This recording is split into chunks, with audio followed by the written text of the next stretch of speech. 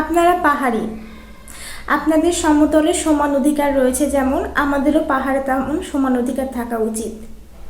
আপনারা বাংলাদেশের 64টি জেলা ঘুরতে পারেন, ইচ্ছা মতো থাকতে পারেন, পড়াশোনা করতে পারেন, চাকরি পেতে পারেন, সমতলে বসবাসও করতে পারেন।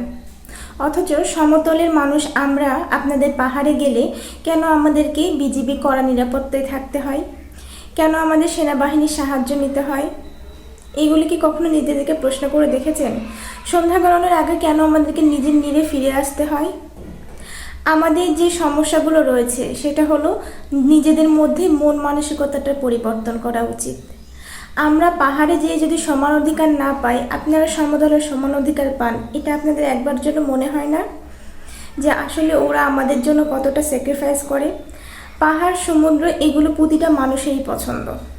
আমাদের বাংলাদেশে পাহাড় খুব কম আছে। পার্বত্য চট্টগ্রাম এলাকাটাতে পাহাড় যেগুলো আছে সেগুলোতে আপনাদের এগুলোর জন্য আমরা অনেকটা আতঙ্কের মধ্যে থাকি। করা পাহাড়ের মধ্যে বিজিবি একত্রে অনেকগুলো বাস একত্রে করার পরে তারপর আমাদেরকে নিয়ে যায়। এই কথাটা কখনো ভেবে দেখেন না?